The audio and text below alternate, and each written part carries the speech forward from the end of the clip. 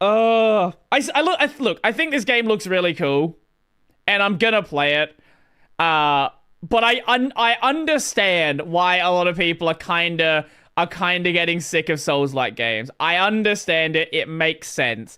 And let's find out why. Let's find out what Charlie has to say. Well, Honestly, this is probably about Phantom Blade Zero. I don't know. I've not watched the video, but I would not be surprised. unfortunately, it finally happened. That dreaded time is upon us. The Armageddon the Bible warned us about. The oversaturation of my favorite video game genre, Souls-like. There are too many Souls-like games. There are so Yeah, every time there's an event like a Game Awards or something like that, half the trailer. Okay, so what you end up seeing is like it's mostly Souls-likes, and then it'll be like a bunch of cozy games, and then you'll have some game that no one gives a shit about, and then maybe like I don't know, some random Bennett Foddy game. That's what you get.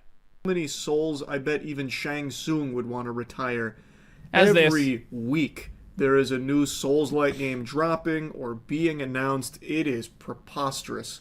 This genre has become the hero shooter of the 2020s. That's fair. Even the word Souls-like has been boiled, broiled, and sautéed to the point where it becomes meaningless, where every studio now says that they borrow elements from it. It's become just an absolute meaningless buzzword in a lot of cases. For some games that aren't even Souls-like, they'll still use the term to describe certain mechanics. Like if you happen to use the right bumper for an If you have a dodge roll, it's a Souls-like. If you have potions, it's a Souls-like. attack or something, they're like, oh, we took inspiration from Dark Souls for this one. Meanwhile, you're using right bumper to like change your fucking gun or something. It's just that word and the genre as a whole has become so diluted, and the fatigue is really setting in. A lot of people are now yawning and rolling their eyes during every conference that shows a game that even remotely resembles something Souls adjacent, and I hate to see that because that used to be the most hype reveal. But I looked up how many Souls-like games have. Here's what needs to happen. FromSoft. Just make Armored Core. There you go. Just make Armored Core.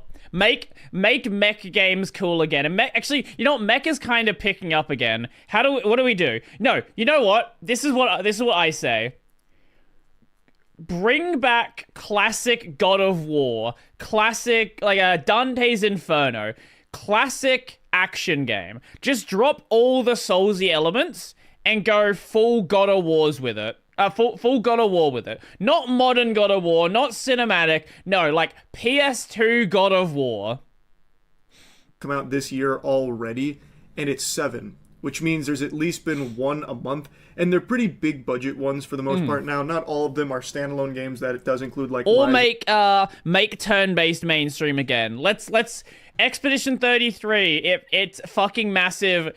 Everyone else start making turn-based games again. The Peas DLC, which was an absolute slapper, and obviously that does include Elden Ring Night Rain. And the point I'm making isn't even to say that all of the Souls games that are coming out now are like bad or anything. In fact, I'd still argue the majority of them are pretty good, but there are some that it's very clear companies are just rushing the shit out, striking while the iron is hot, and it's getting lazier for some of them. And I hate to see that, because these games are very special to me. Bring back Devil May Cry. Yeah, you know what? That's another direction. Let's go spectacle action RPG.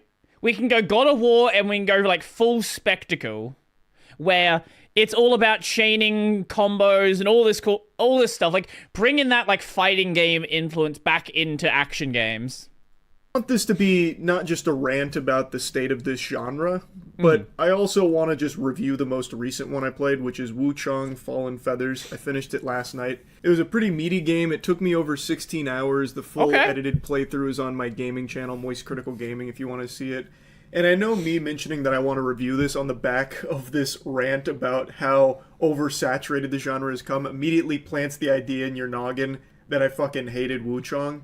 But that's not true. I didn't dislike this game or anything. I didn't think it was bad. But I do think Wuchang is a great example for studios just wanting a Souls game out there without really delivering anything new to the genre at all. Right. So it just feels very generic and thus feels pretty stale. This game has gotten a lot of criticism because of its absolutely abominable PC launch.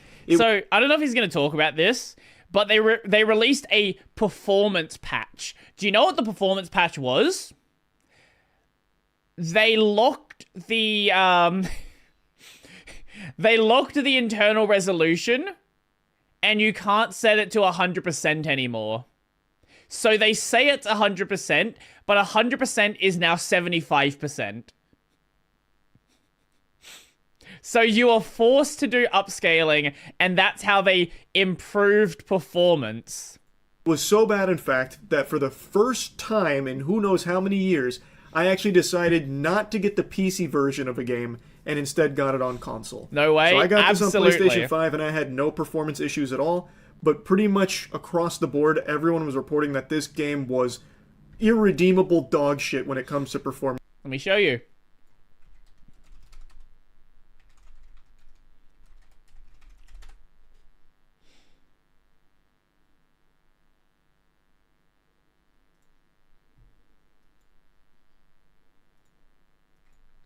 In the comments on my video...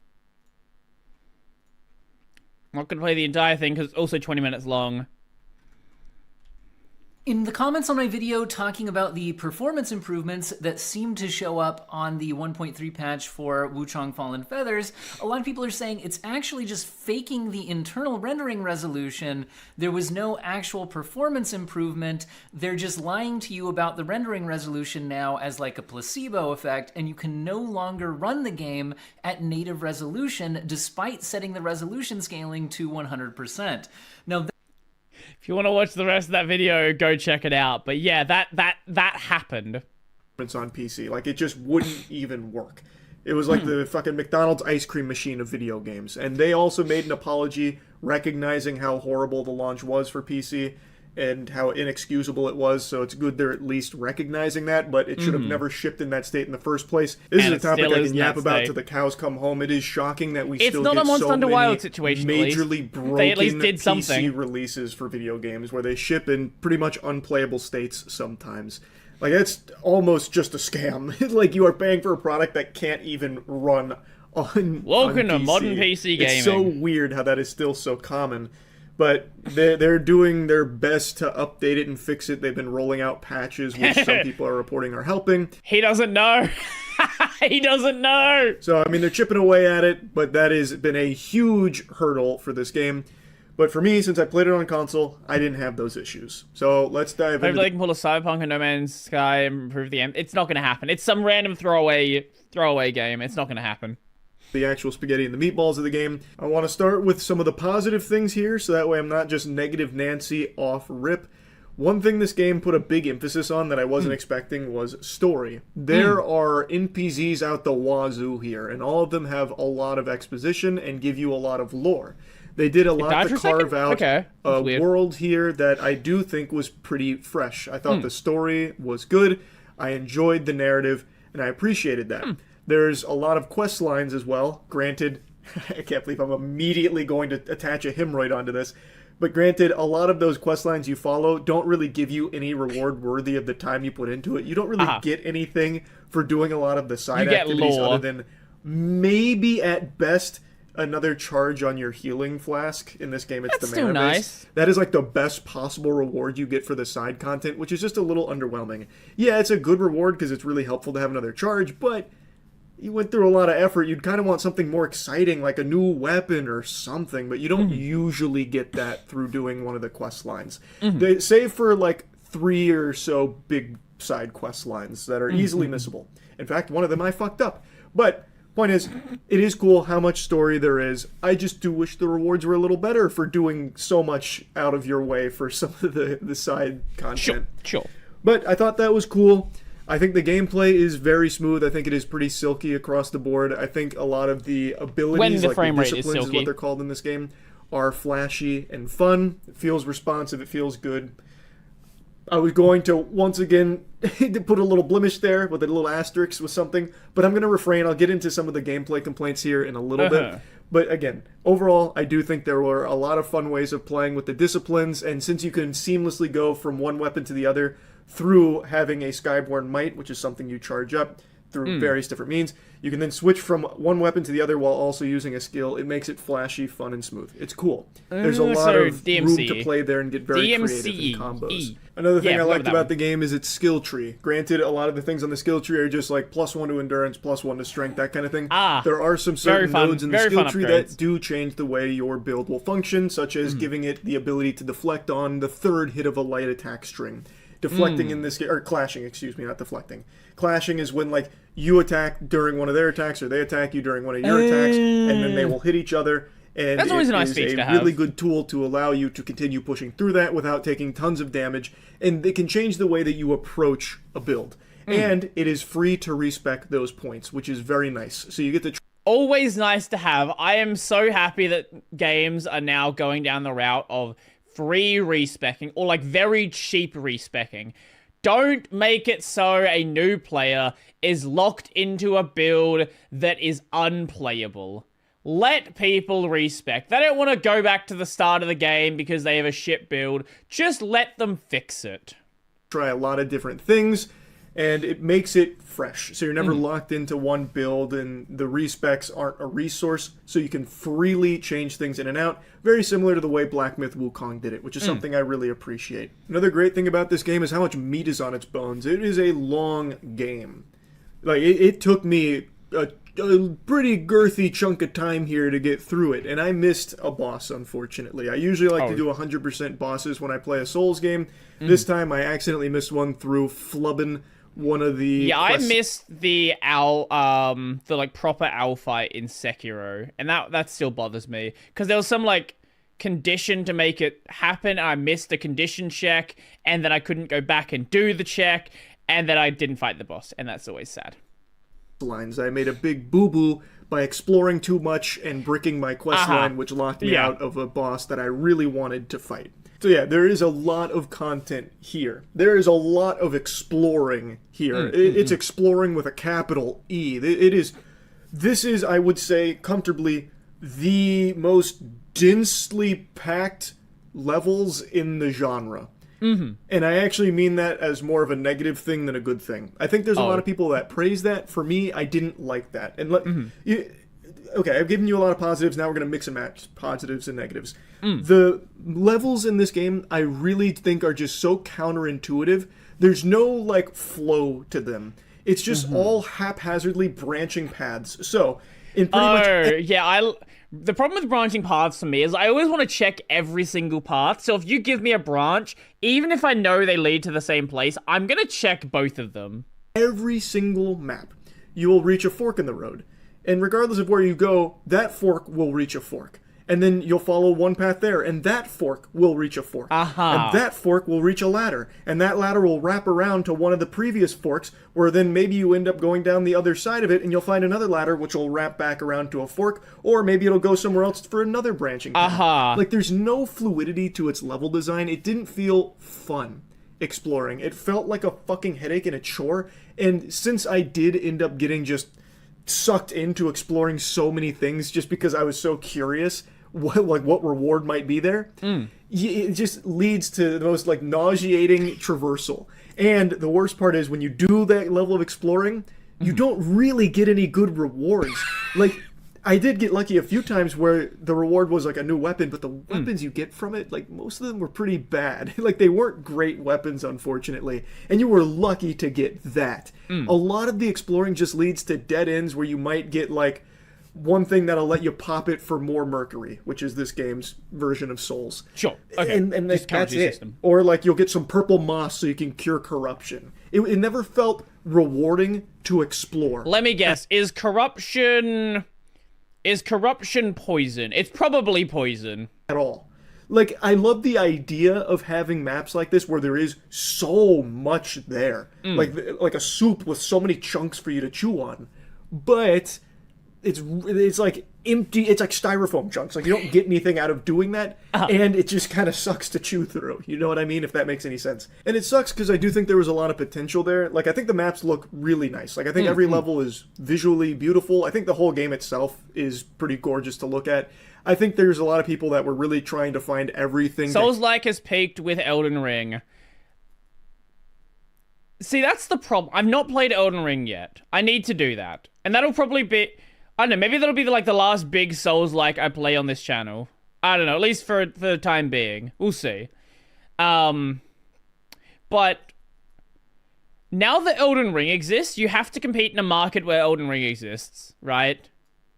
And everything's gonna be compared with Elden Ring. Hate about this game for some reason, so people were criticizing it for looking too similar to things like Black Myth Wukong or Wulong. It's a UE5 game. Of course, they look similar. And I can get that argument kind of, but it doesn't bother me. Like I still think they did a good job of carving their own identity in the visuals department, especially when it came to like their bosses and even some of the enemy designs. So that didn't bother me. It's just I hated the way the maps were laid out. Right. And another thing they did with each map here, like all of the levels, is the way they would make it like difficult is they would just add tons and tons of like random traps. And then probably put a bunch of the things separate. Why does Elden translate to the cock emote? Because it's funny when someone writes Elden Ring in my chat for it to be changed into cock ring. That's why. That's the entire reason. Statuses out the wazoo. So there'd be like corruption fart fumes that you'd have to like wander through, and you'd need to put on armor that's really resistant to corruption so you don't get corrupted on the way through and then need to pop the purple moss. Or there'd be like blight containers where if you hit them too hard, or if you like run through them or dash through them, it'll shoot blight balls at you, which... What is cock ring?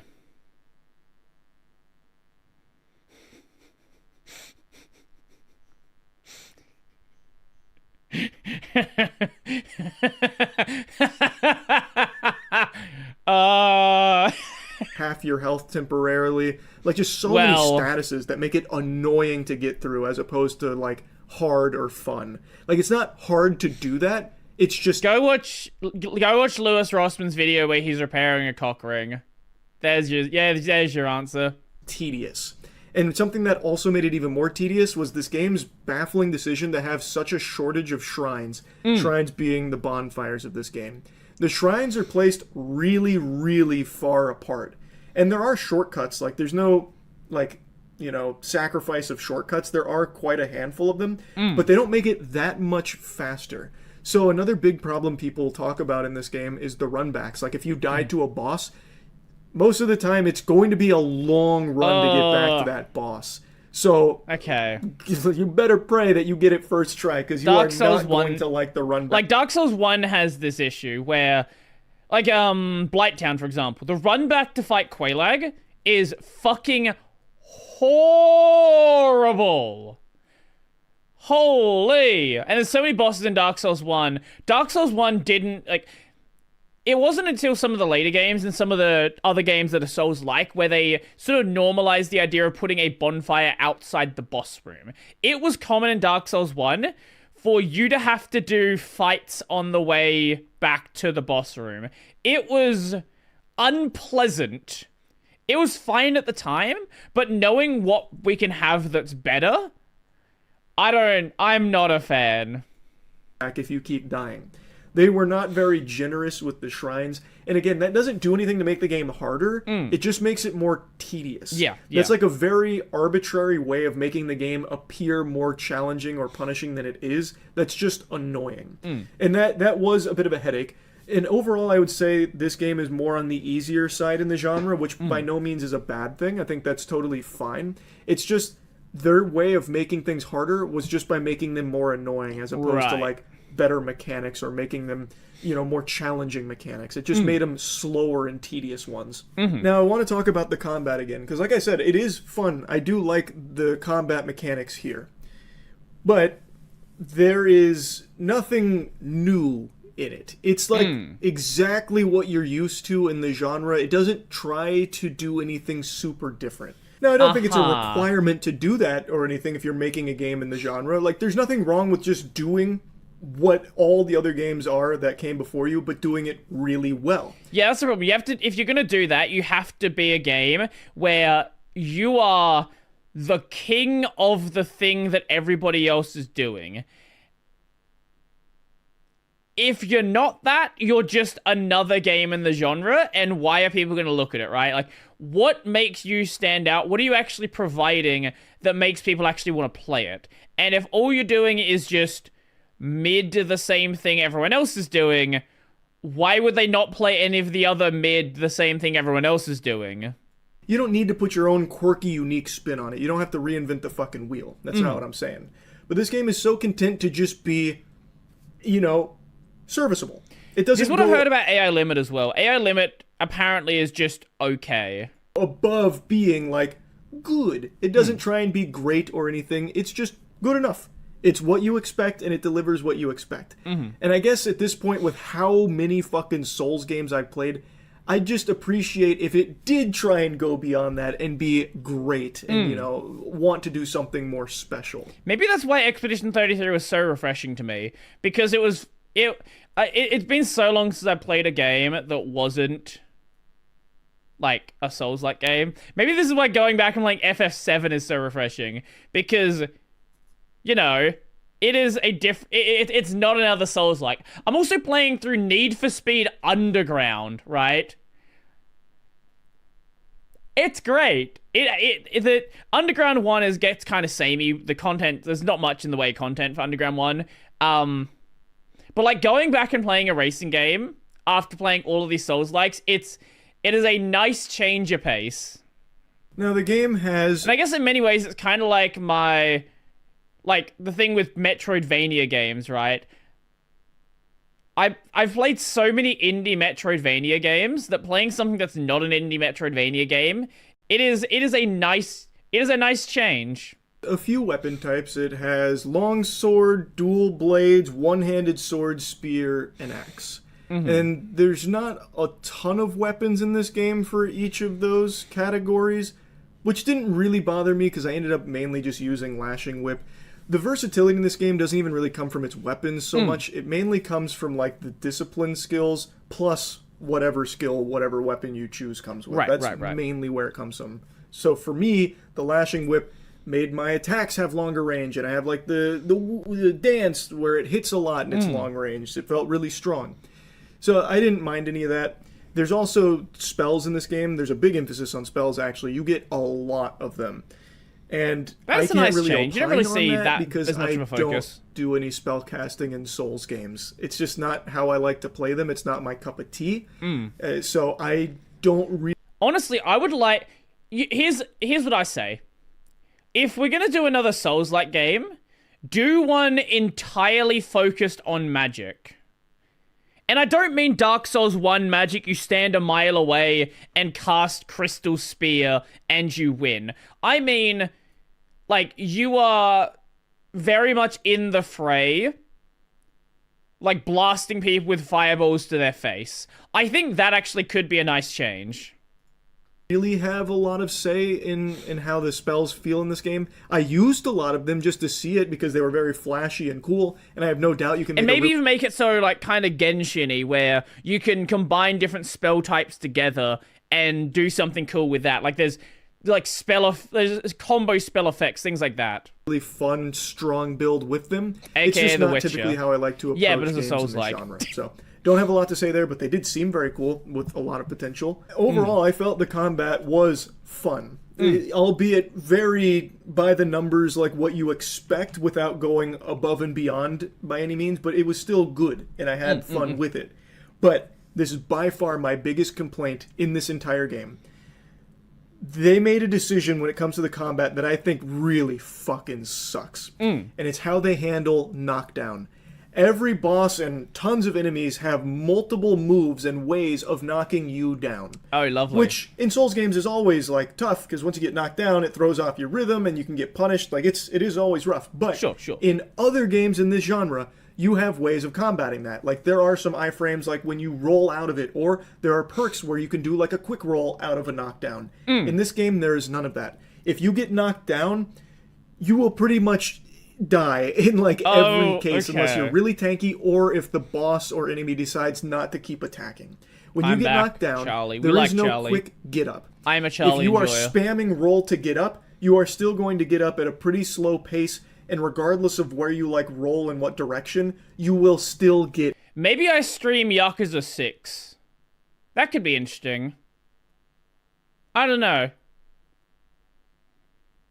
It's been a while since we played a Yakuza game on stream. Because I did finish 5 a while ago. I don't know. Like, after I do Split Fiction, that could be fun. Hit. There are no iframes on it, and it'll typically lead to a knockdown chain. So you'll get knocked down once, and you'll try and like roll out of it real quick so you can get back on your feet and fight. But what'll happen is the boss is still going in like a string, or maybe Actually, it wanna starts see a new Yakuza string, 6? and it'll knock you down again. Yeah, I know you've mentioned and that then you're before. gonna eat another attack when you try That and could get be fun up, to do. rinse and repeat till you die. Because I was going to start streaming Yakuza again with the first Ichiban game. But maybe we do 6 on stream as well. I'll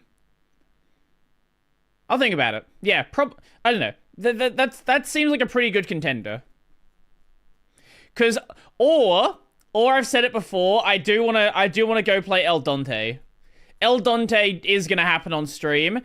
I refuse to skip El Dante. like 3 or 4 hits for that. Or if you don't get knocked down again, you'll just eat a huge hit when you get up and you get punished. You can't really avoid damage once you get knocked down. And if you try and like wait it out, like where you lay on the ground instead of try and like roll out of it and you try and slow get up, obviously you're going to eat a fucking wallop there too. Because you're not like invincible when you're getting up or anything like that. So if you try and like wait out a chain or something, you'll just eat attacks while you're still fucking snoring down there, you know, still sleeping. There are no really good options of combating knockdown in this game other than just don't get hit. Like, that's really it. So, when you're fighting a boss, you could be doing it perfectly, but if you get knocked down once, that's basically curtains. And I really... In many ways, Kazan's like that. If you let your stamina gauge hit 0, you're cooked. Didn't like that. That doesn't feel punishing, per se. Like, it is. Like, that is punishing, but in a way that doesn't feel fair. Because it's not like other games in the genre do it like that. Usually if you get knocked down, you do have ways of saving that and like not losing your run for it. Like there are ways that you can be skillful about solving that problem. Right. As opposed to just not ending up in that position in the first place. And I don't like that approach of like, well, just shouldn't have got knocked down. You should have known you'd die the second you got knocked down because now you're out of options. That's checkmate. Why that did Charlie was play so Kazan? infuriating. Good Like I said, question. the game's I on don't the know. easier side. But the way they try and make it if not on harder is through stream. things like that. And I think that sucks. Something a lot of other people complained about, and I did too for a little while, but it grew on me, is how much the bosses move.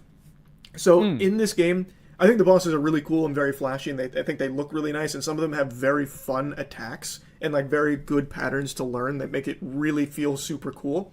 But every boss in this game is constantly moving and spamming. There are a lot of bosses that will just spam combos or spam spells endlessly while also spamming my iframes. So they're favorite. moving around the arena. They're jumping around you. That is one thing I will appreciate about Kazan. Like, there are clear downtimes between combos. Have you watched Double King before? I don't know what Double King is. What is that? No. I have no idea what this is. But yeah, that is one thing I do appreciate about Kazan. Like, there's like clear timings between attacks where you can get hits in. If you hit too much, they might punish you, but for the most part, it's clear when that's going to happen after you've done a couple of attempts. Teleporting away constantly. So it makes it very hard for you to get a big punish in. It makes it hard for you to get like a charged heavy on like a back shot or anything like that. Back shot. And a lot of people were noting that was frustrating. And for me, it was too sometimes, but it's one of those things where towards the end of the game, I kind of figured out roulette. how to fight back against like the constant iframe spam and dodging and moving around. So it didn't bother me that much towards the end, but in the beginning, yeah, it was kind of annoying. But I don't think that's the biggest deal in the world. Though I will agree with the take that because the bosses are always moving, it does nullify some builds. Like, it does make them just not viable, such as some things that you might want to try with the axe, because it is kind of slow, and you can still make it work if you're like really tight with it. But because they are always moving, you might not get your whole string off, or you might not get to activate everything you want to with your skills in order to get your build going and cooking and doing damage on the boss, because they are moving. You know what I think we should, I talked about more like DMC style games, more God of War style games. You know what we need? We need more Monster Hunter style games. Yes, God Eater is cool. Make it happen though. We need Monster Hunter like. There's like a couple of games from years ago, but it never became a popular thing to do. So much, so you need to be able to strike faster. You need to be able to do something to catch up to them to start attacking. So I understand why some people and their builds find it to be like really, really annoying. Anyway, overall, I think Wuchang is a solid game. I thought it was good. I enjoyed it. I had fun playing it. Though it is a very average, middle-of-the-road Souls game. Right. It doesn't try and do anything big or new or innovative or special. It is content just being serviceable. And for some people, that's fine. And I will say, for its price tag, I think that is also a big, point in their favor. Like, that was a good move. It's not a $70 game. That's a really good decision. So, for the $50 price tag, you do get a lot of content, and you get a fine... It is $71 Australian, so yeah, 50 US. The rating is going up. It's at 44% now, which is still not great. Souls game. So you get a cheaper price tag for a still good Souls game. I think that's a solid deal right there. That's not bad at all. But if you get it on PC, you might not be able to play it at all, apparently, which I think is a huge problem. 5090, Games 9950 should not X3D. be able to be shipped in that state and sold. But I've yapped about that a lot. I won't go down that path again. I played it on console, so I didn't have those issues. Anyway, though, overall, like I said, Wuchang is good, but it's not great. It's not amazing or anything. It's fine. It is a good Souls game for a very decent price that I think was a good decision from them. Anyway, that's it. See ya. Well, that video was way more about specifically Wuchang than Souls-like fatigue, but it's a Charlie video. It was still a good video. I still enjoyed it.